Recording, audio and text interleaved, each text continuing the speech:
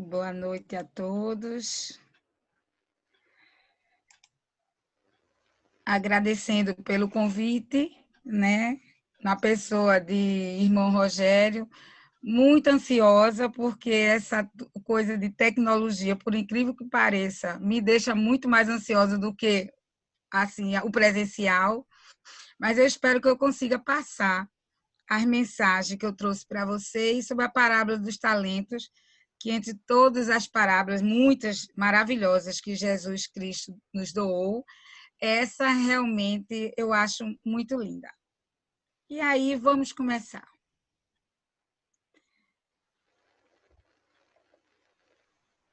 E aí vamos pensar que estamos em Cafarnaum.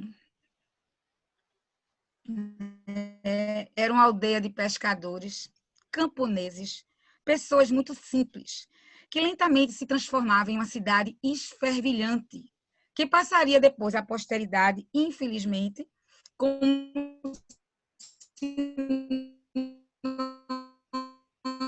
de balbúrdia.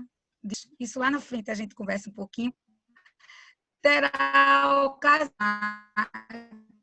que, mesmo assim, ela era a sua cidade.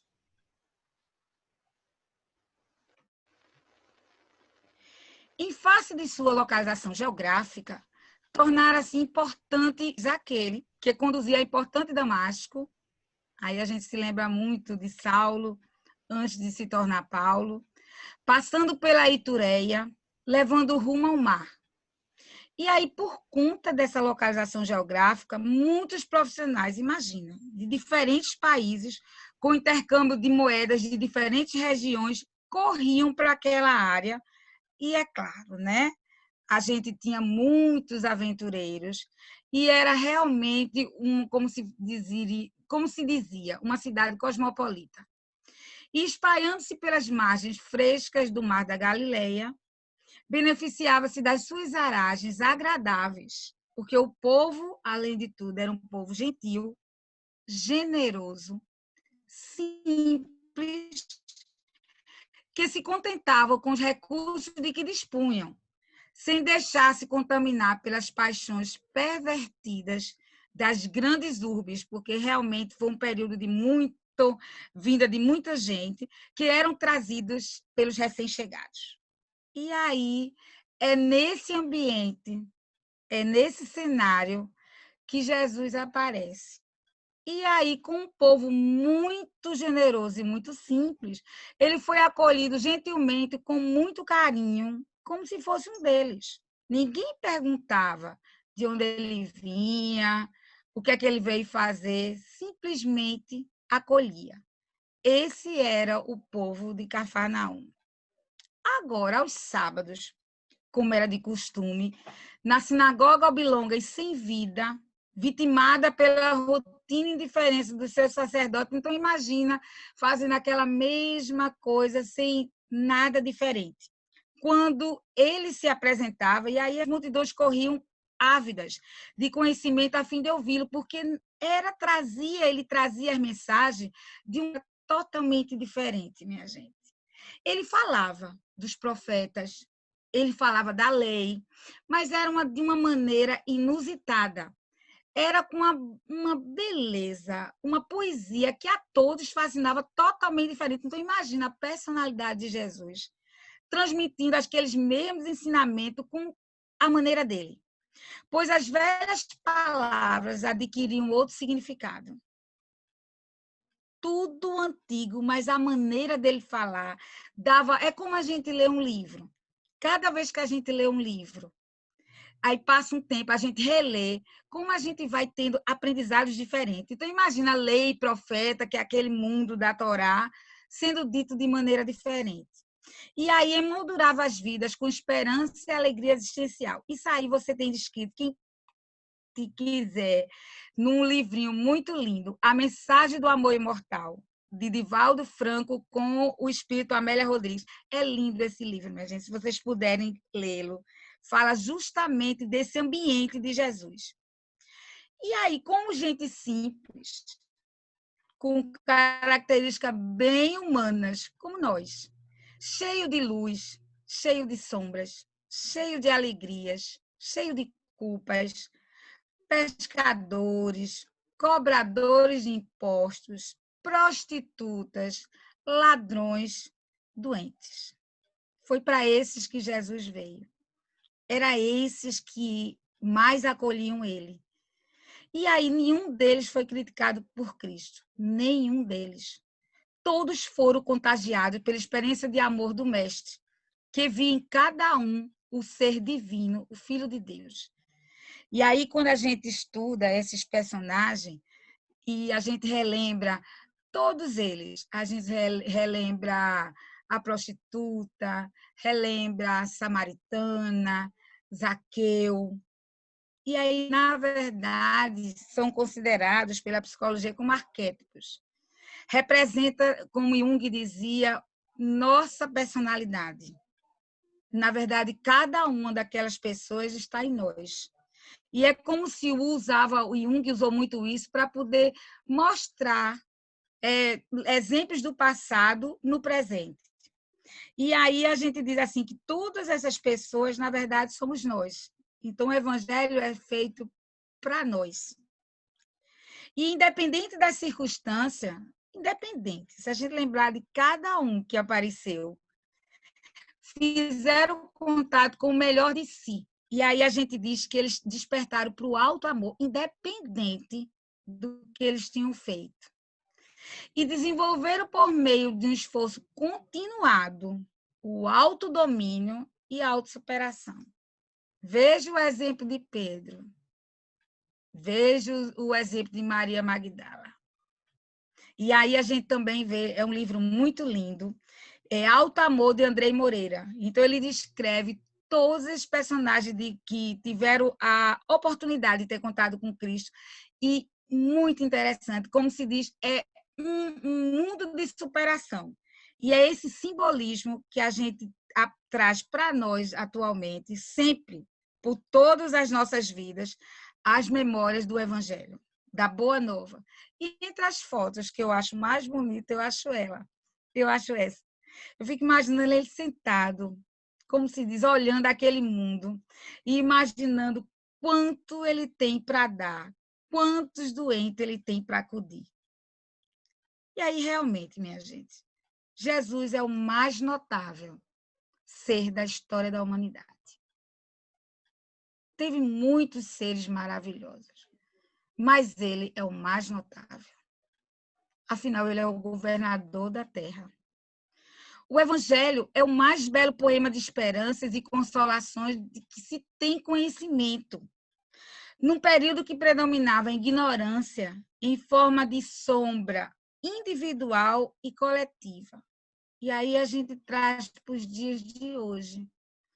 Talvez em menor incidência, porque o mundo é muito grande, né?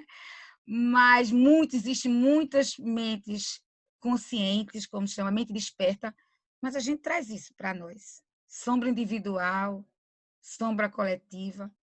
E a gente tem um momento muito peculiar da pandemia, uma sombra coletiva, e ela trabalha diferente para cada um, dependendo de como temos nossas sombras individuais.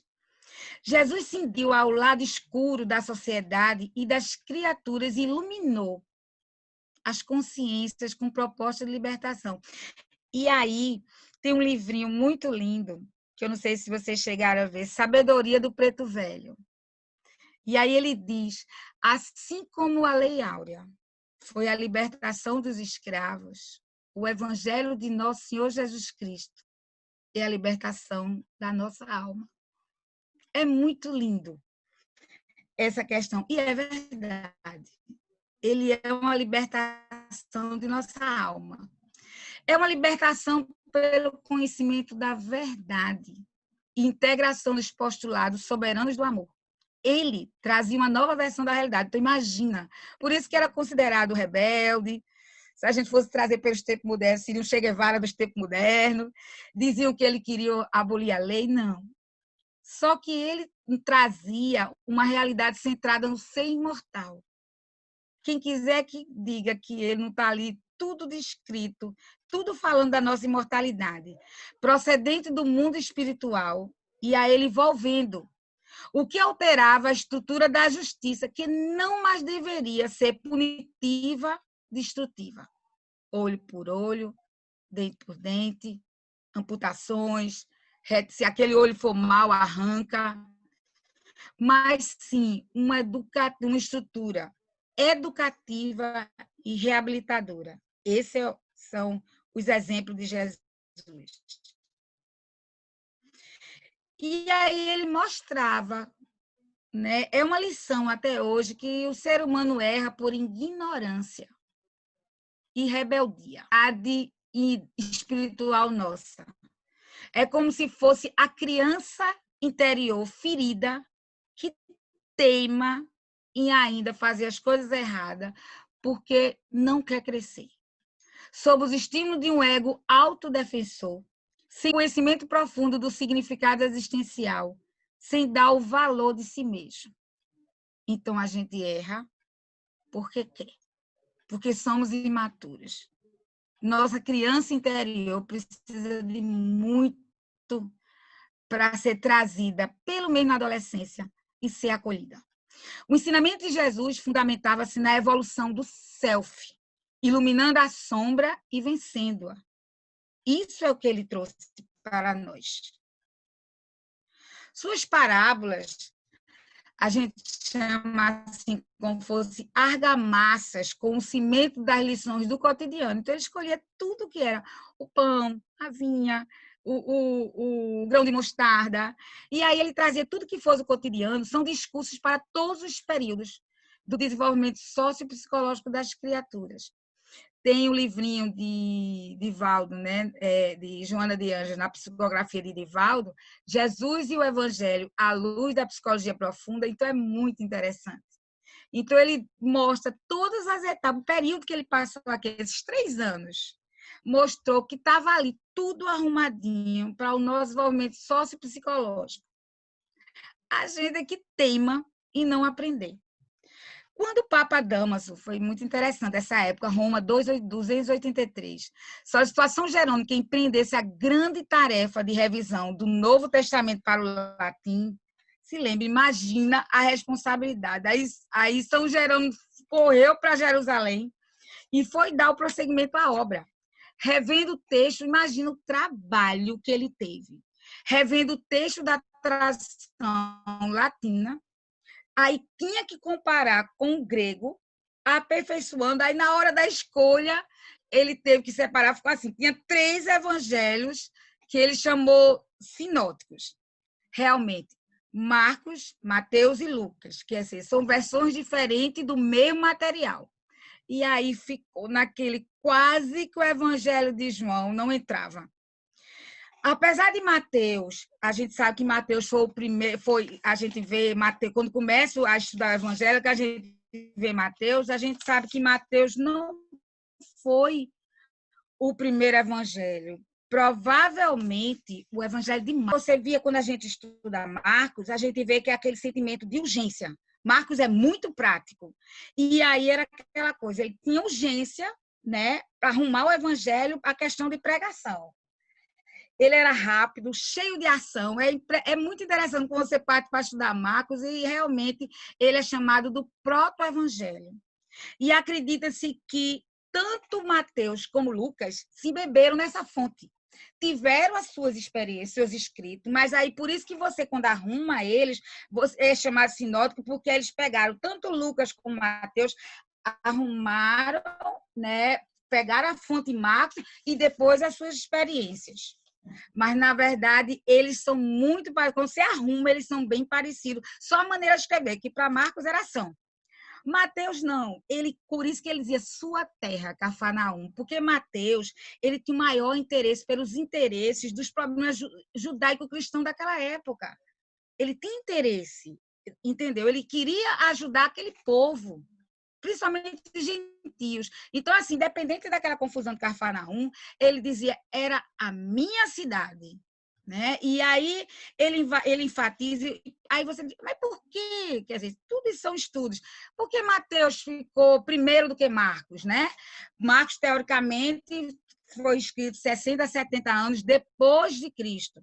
Mateus, acredita-se que mais ou menos no ano 90, mas, na verdade, se você olha Mateus, ele foi colocado primeiro porque Mateus tem toda aquela ligação com o Antigo Testamento. Pela rumo evangélico, ele fala da lei, fala dos profetas, ele faz a armação como servo sofredor. Então, na verdade, em Mateus, a gente tinha quase que toda a estrutura de você trazer como se fosse, entre aspas, a formação de uma igreja. Não estou falando de tempo, de parede, nada, mas ele é muito arrumadinho. Aí, na hora de coisar, Mateus, como ele trouxe toda essa linha que ele tem essa questão de ser colocado em primeiro, aí fizeram essa arrumação. Quando veio Lucas, né, que Lucas para mim é xodó, aí o que é que Lucas fez? Quando você estuda Lucas, você diz assim, que ele diz assim, esse meu evangelho é escrito para Teófilo. Ai, gente, quem é Teófilo? Na verdade, Teófilo significa amigo de Deus. Na verdade, Teófilo era o pseudônimo de cristãos. Eles ainda não eram chamados de cristãos. Se lembra que no ano 1, eles eram chamados das pessoas do caminho. É por isso que o simbolismo da borboleta, não essa coisa linda, esotérica, de uma certa maneira é transformação, mas, na verdade, é as pessoas do caminho, as pessoas do caminho da borboleta. Quando eles começaram a chamar cristãos, a gente já estava entrando no ano 2.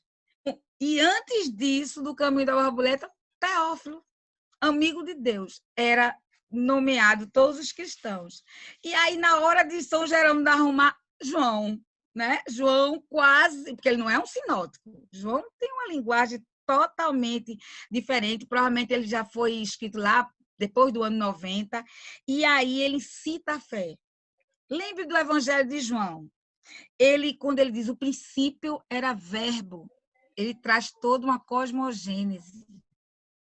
Veja o Evangelho de João. Ele tem uma perspectiva muito particular.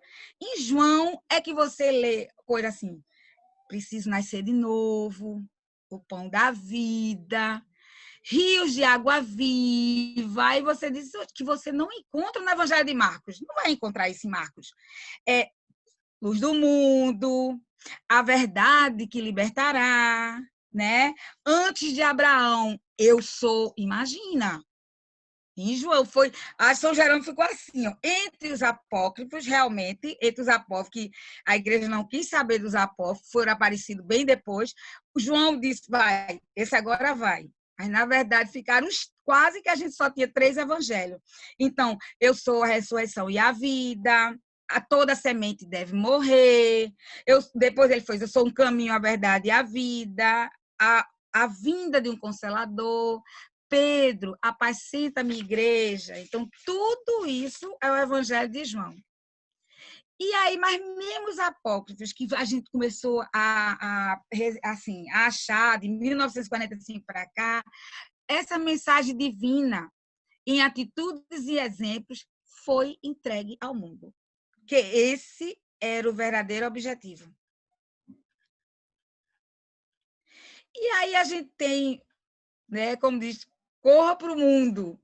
E aí temos Tiago, que foi a origem da igreja de Jerusalém. Temos Tomé, que foi a origem da... Lembra Tomé?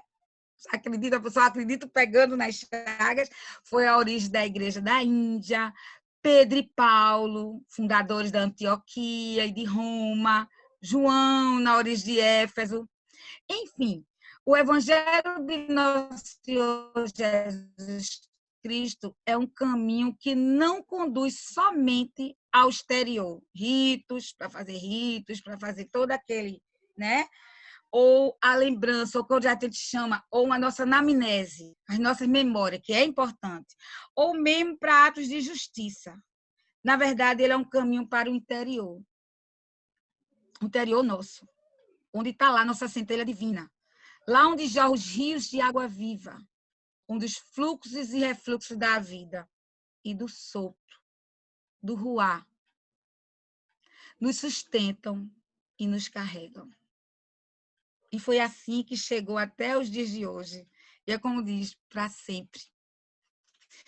E aí vamos para a parábola dos talentos, que na verdade ela é um convite para avançar. Qual semente vivencia etapas da gente tem de germinação, de crescimento, de floração, de frutificação? Tudo tem seu tempo. Há um tempo para tudo. A cada etapa que a gente vem, uma necessidade maior. A cada etapa, uma potencialidade. A cada um, de acordo com o seu nível de oportunidade e consciência. Porque Deus Pai me conhece e muito. Então, a parábola do talento é um exemplo muito disso. A gente encontrará só um resumo, né? Só para lembrar, que todo mundo sabe essa parábola. Mateus, ele diz mais arrumadinho. Mateus 25, 14 a 30. Porque assim como o homem que, ausentando-se do país, chamou os seus servos e lhe entregou os seus bens, a um deu 5 talentos, a outro deu 2 talentos e a outro 1. A cada um de acordo com a sua capacidade, e seguiu viagem. O que recebeu 5 talentos, de imediato partiu para negociar e ganhou outros 5. O que ganhara 2, a mesma coisa, ganhou mais 2. Mas aquele que recebera 1, abriu uma cova no chão e enterrou. Ao voltar, o senhor foi ajustar as contas e chamou-se e alegrou-se com o primeiro e o segundo, chamando-o de servo bom e fiel. Mas ao saber que o terceiro servo enterrou o talento, imagina a confusão. O chamou de servo mau e preguiçoso. E tirou-lhe o talento e deu ao que tinha 10. Então a gente fica, deixa eu entender o que aconteceu. E ainda frases, porque a todo que tem, dá-se-lhe-á e terá em abundância.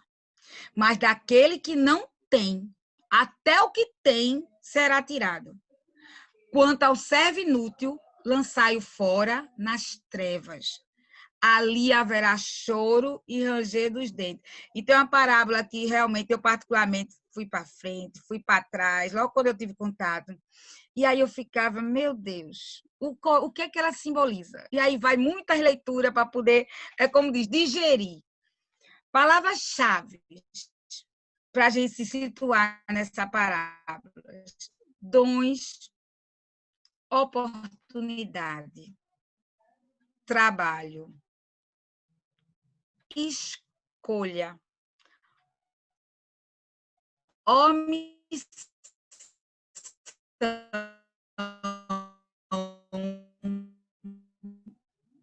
barra, o medo. Iguais. Aí ele diz, por quê? Ao contrário do que se possa parecer, nada tem de arbitrário, nada tem de injusta. E baseia-se na capacidade de cada um que Deus conhece, adquirida antes da presente encarnação, em outras jornadas evolutivas. Então, fica difícil você entender uma parábola dessa se você não acreditar que a gente vem de longas eras, que a gente, na verdade, já conversamos sobre isso, a gente é uma coxinha de retalho de longas eras e que no cérebro posto cerebral está todas as nossas memórias. Está tudo ali guardado. Esperando como uma pontinha do iceberg, qualquer coisa, de repente, você explode. E aí é esse cérebro que está todo acumulativo que faz a gente, né, ir para frente. A gente tem que sempre para frente. Então, como Deus Pai, o Abá, o Paizinho, ele não ia fazer uma prova universitária para quem ainda estava no jardim da infância. E aí a gente se percebe com esse olho que a gente diz físico, que injustiça. Eu tinha feito a mesma coisa, com medo de perder, o talento que eu tinha, eu enterro, porque tinha certeza que ninguém vai roubar. E aí, com medo, a gente deixa de fazer muita coisa. Os servos que fizeram que os talentos se multiplicassem representam os homens que sabem cumprir a vontade de Deus. E emprega bem quando vem com fortunas e pode ser tirado a qualquer hora. Cultura, poder, saúde, ou os dons com que foram aquinhoados. Ele sabe que aquilo é um empréstimo. Sabe que aquilo foi dado para que se multiplique. São talentos para ser. Não é Deus quem tira daquele que havia recebido pouco, ele diz, coitado, né? Além de tudo, além de você jogado nas trevas exteriores, é o próprio Espírito que tira, que é pródigo e negligente, não sabe conservar o que tem. Aí tudo você vê. Desperdício de grandes fortunas, de tipo de cultura. E aí você tem tanta oportunidade de doar tanta coisa para o mundo, e aí só pensa no seu umbigo, né? Não sabe conservar e aumentar na fecundidade o óvulo que lhe caiu no coração. Aí acha que a vida é isso aqui, e aí o desperdício. E aí você não é um co-criador dessa grande obra. E aí quando você volta, às vezes com muita penúria, e aí você diz, por que eu? Por mais sombria que seja a estrada que foste conduzido pela circunstância, enriquece-a com a luz do teu no bem, porque o medo não serviu, não adiantou essa justificativa. Eu tive medo de perder, aceitava no acerto de conta entre o servo e o Senhor. Nunca você vai dizer. Eu estava com medo desse mundo que eu vi nessa época, eu fiquei com medo, não. Não serve como justificativa. Porque quem está em Deus não tem medo. E aí você encontra isso muito interessante, minha gente, no Evangelho e Parábola, segundo o Espiritismo, na editora Caravana de Luz, ela explica todas as parábolas, que é muito interessante. E aí ela mostra todo esse caminhar que cada qual de nós recebe na herança congênita do pretérito. As possibilidades de serviço, todos têm, que nos caracterizam nossa tendência no mundo, de acordo com os méritos e as necessidades que apresentemos. Quem sabe, quem sabe, está conversando, né, numa live, porque em outras eras, você, com esse mesmo voz, você desviou tanta gente. Né? Quem sabe? E aí a gente diz, faz o que tem que fazer, independente do nível de ansiedade que você está. E aí você sabe que melhorar para progredir é a senha da evolução. Melhorar. Melhorar sempre. Parar, estacionar, nunca. E aí é interessante essa frase, eu achei tão bonitinha, trouxe para vocês. Passa os rios dos dons divinos em todos os continentes da vida. Cada ser, cada um de nós, lhe recolhe as águas, segundo o recipiente de que se faz portador. Ponto final. Não tem que ter mistério. Cada um segundo suas obras. Caridade é fé dinâmica. Pronto. Isso é o que a gente tem que fazer. Cada um recolhe nessas águas do rio da vida, conforme seu recipiente que você vem. O servo negligente atribui ao medo a causa de insucesso. E aí eu digo, meu Deus, como de muitos da gente somos servos negligentes. Contar apenas de um talento e temer a lutar para valorizá-lo. A improdutividade na alma humana, minha gente, é uma omissão. É um desperdício de todo investimento que Deus fez nele. De todo investimento que Deus fez em cada um de nós. Em vez de olhar para si, eu só tenho isso e vou trabalhar nisso, mesmo que eu perca, mas eu tentei. Ele se compara aos outros. Quantas vezes a gente se compara aos outros? Assumiu um comportamento infantil. Olha, nossa criança interior precisando ser trabalhada. E se esqueceu do que seu potencial deveria ter se movimentado. Não interessa que eu só tinha um talento. Eu tenho que me movimentar. Foi para isso que eu tive a bênção de uma reencarnação. De mais um. Tenha. Não importa. Não é quanto. Ai, se eu tivesse muito dinheiro, se eu ganhasse na loteria, eu ia fazer isso. Não. E sim, olha o óbolo da viúva. Ela deu o que tinha de si, podendo até ficar morrendo de fome, mas ela deu. Olha a diferença. E sim, a disposição de não ser ocioso. Disposição para a lei do trabalho. Essa é a lei. Leiam as cartas de Paulo. Tudo de Paulo era: meu nome é trabalho. Muitos, quando ele chegava nas cidades, queriam que ele ficasse ali só, né, ensinando. Não, ele trabalhava pelo seu sustento no período que ele ficava em cada cidade. E no final daquele período, ele escrevia as cartas como um conselho para aquela cidade, depois que conhecia todos os problemas daquele povo. Mas ele trabalhava. A nossa tarefa é servir, apesar de tudo.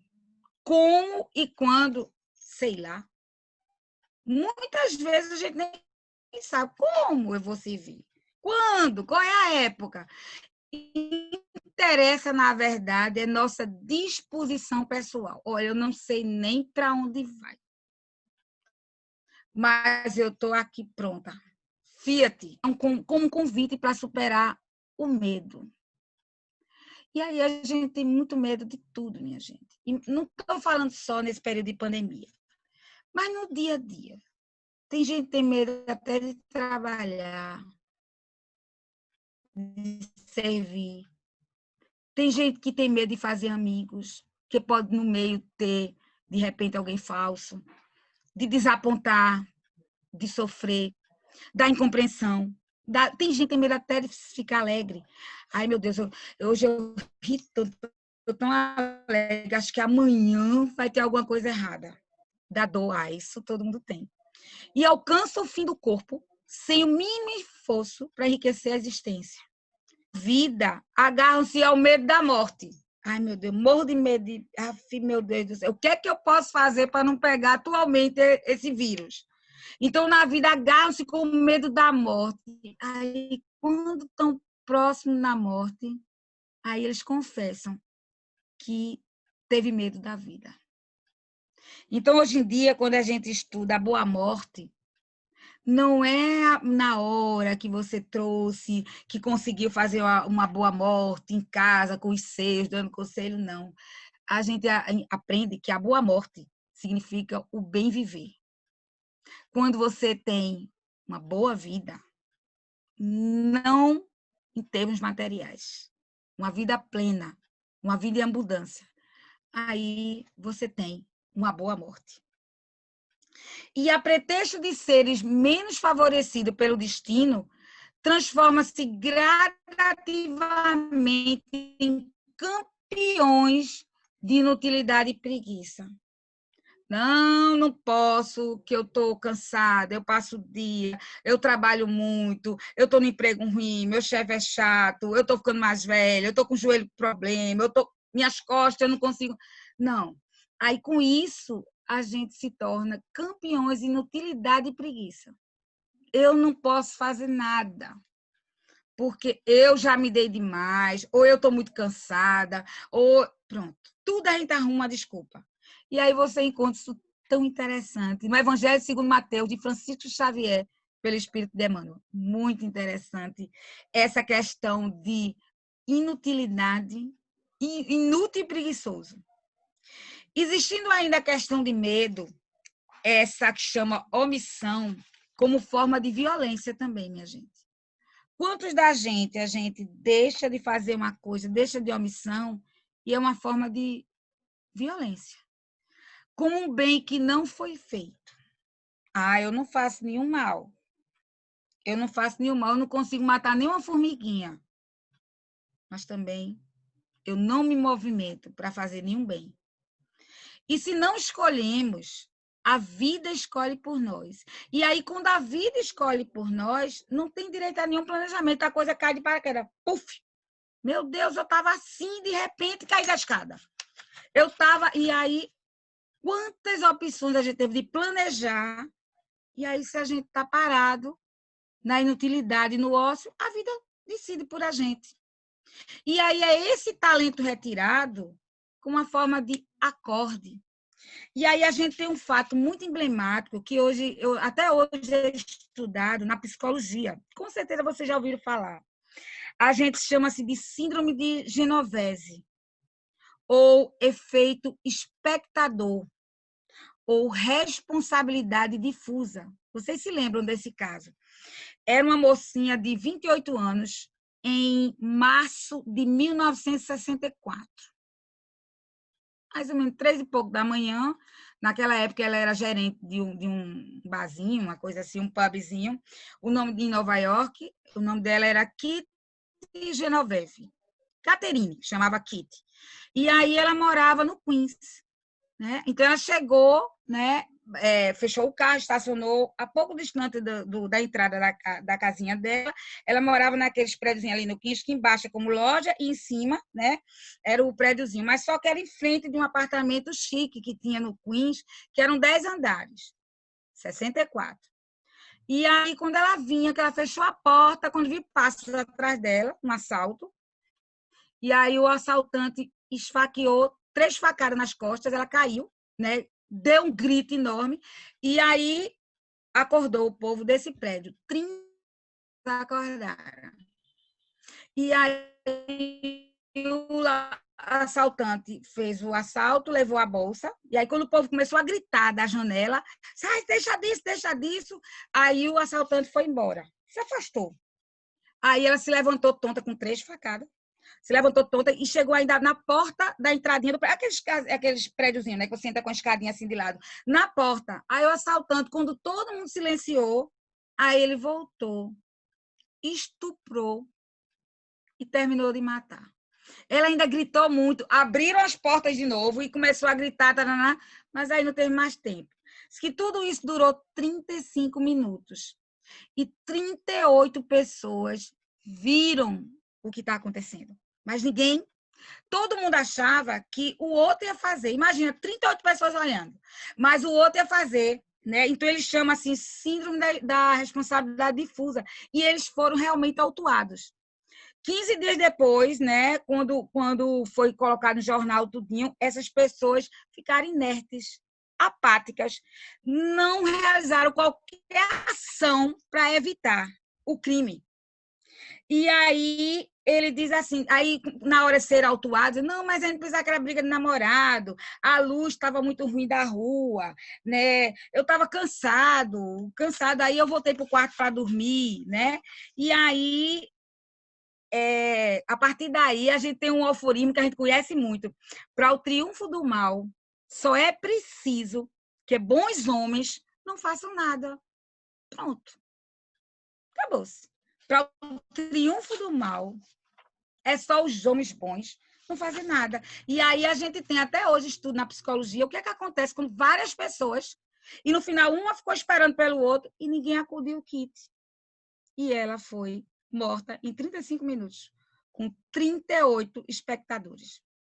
E aí é por isso que a gente tem que mudar o nosso olhar, não é verdade? Um olhar para ver além das aparências dos acontecimentos. É tragédia o que está acontecendo ou é necessário? Imagina o olhar de Cristo, quando ele olhava para cada um.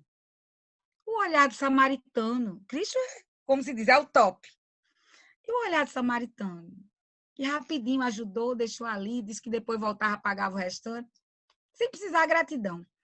O olhar de Francisco de Assis, minha gente, e tantos outros. E o olhar de uma pessoa muito querida para mim, de Dona Maria Rita de Souza Brito Lopes Ponte. Olha que nome de princesa.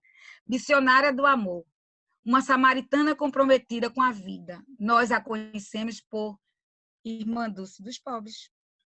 O olhar da indiferença gera ameaças à vida, pois é um olhar que abandona a vida das pessoas. Destrói a natureza. Devemos ter bem claro que assumir o olhar solidário, capaz de cuidar, como modo de ser no mundo, pois nos permite ir além do egoísmo e além da indiferença. Assumir nossos talentos. O cuidado restaura o espaço da graça e da leveza diante do mundo e de todas as formas de vida, gerando um novo laço de amor entre nós. Por que estamos doentes? Por que essa pandemia? E com essa imagem desse fio que tece nossos laços na trajetória humana, relembro um belo poema de Cora Coralina, que Irmã Dulce diziam, né? Que eu não conhecia ela pessoalmente. Gostava muito. E olha que poema lindo que eu trago para vocês.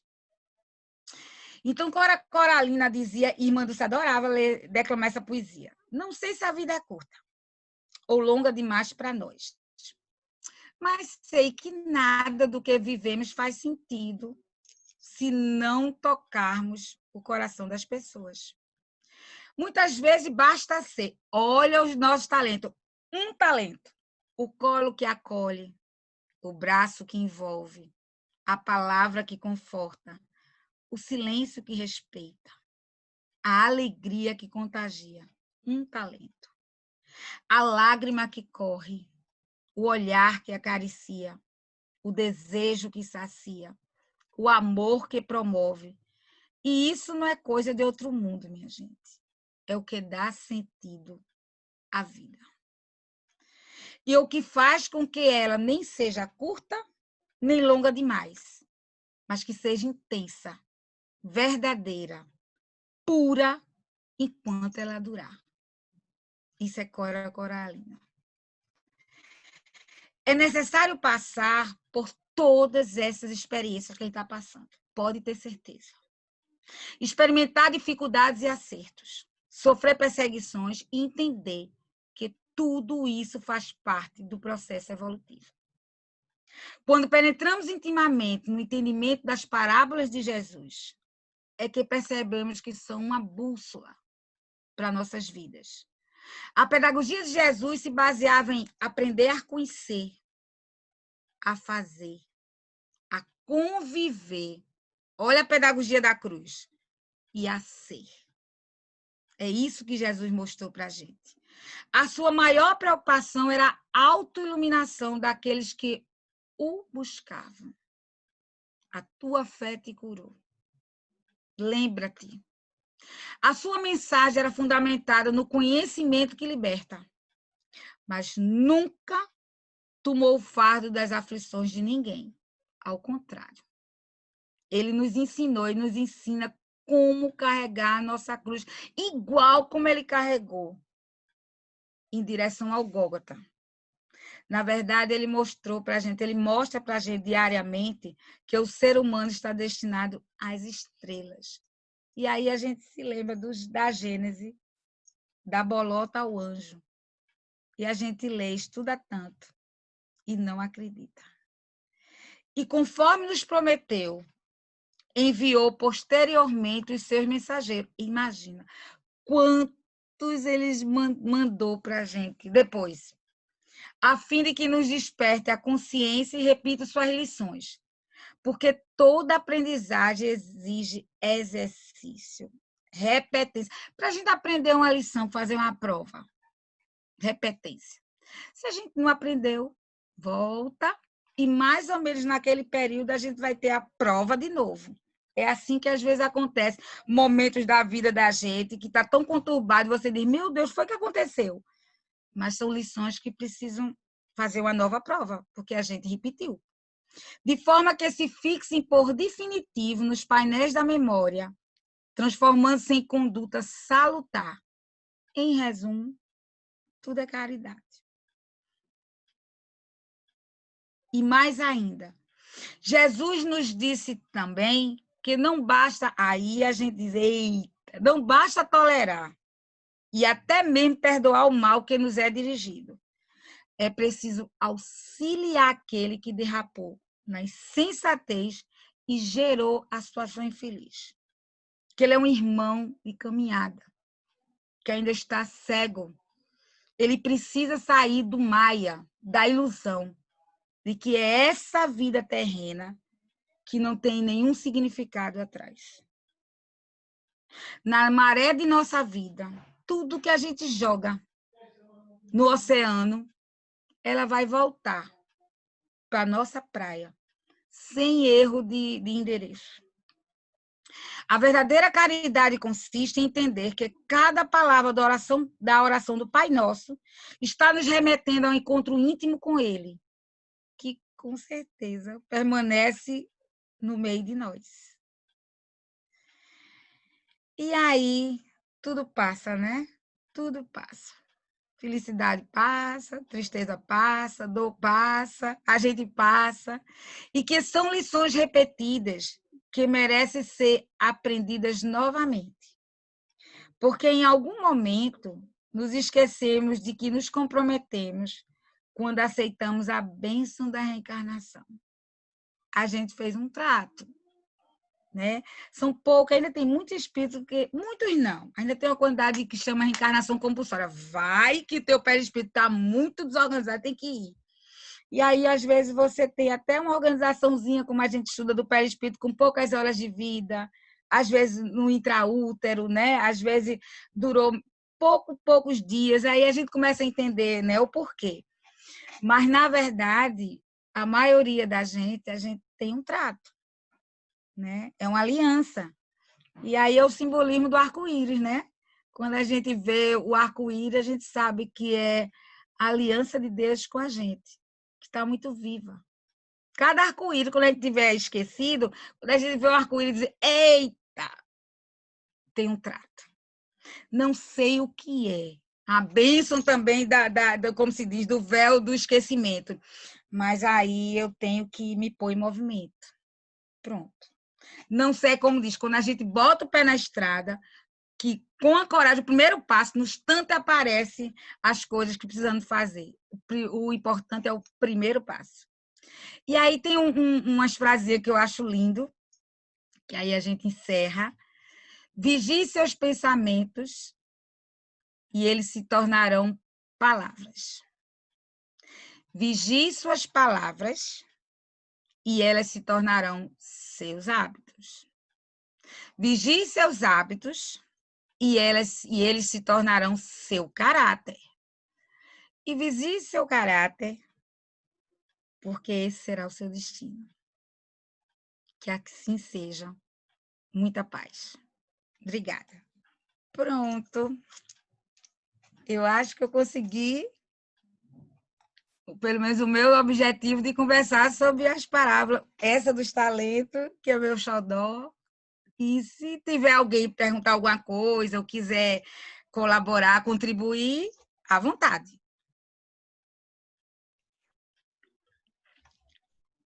E aí... Eu achei muito interessante, Sandra, quando você colocou em um dos slides a frase: a improdutividade na alma humana é a omissão. Uhum. É muito verdadeiro isso, e de uma profundidade muito grande, porque nós, muitas vezes, esquecemos de ser produtivos na vida. É.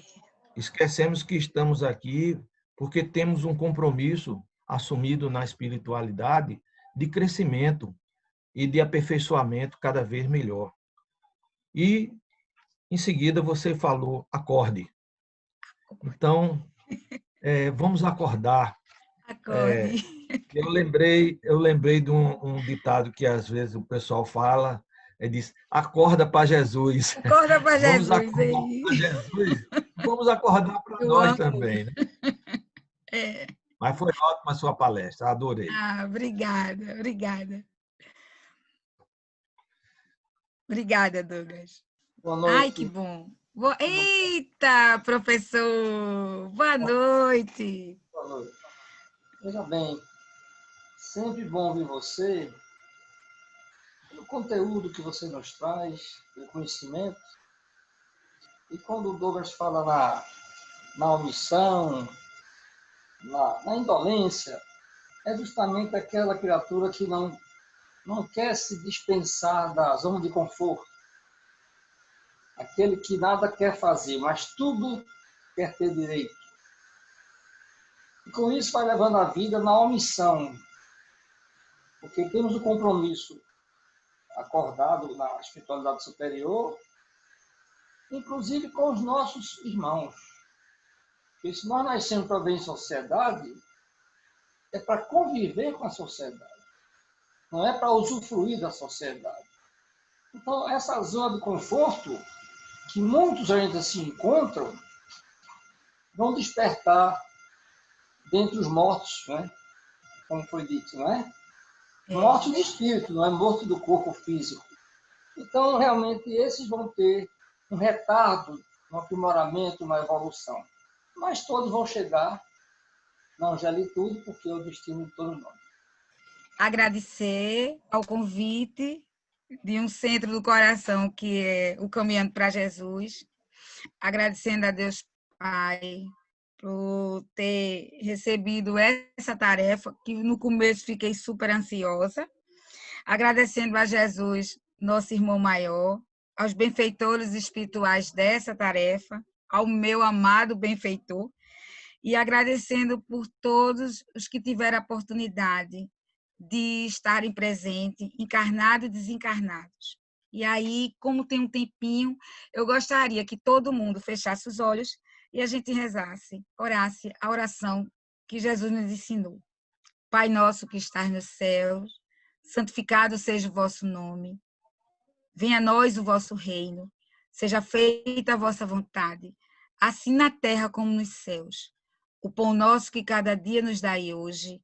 Perdoai as nossas ofensas, assim como nós perdoamos a quem nos tem ofendido. E não os deixeis cair em tentação, mas livrai-nos de todo mal. Que assim seja. Muita paz, minha gente. E obrigada. E bom restante de noite do Um bom restante de noite para todos nós, uma ótima semana que Muita se luz. inicia amanhã para todos. E nós é que agradecemos pela sua palestra maravilhosa sobre a parábola. Muito obrigado por trazer esse conhecimento com essa Obrigada. sabedoria e com o carinho que você trouxe para nós. Muito obrigado. Obrigada. Boa noite, minha gente. Muita paz.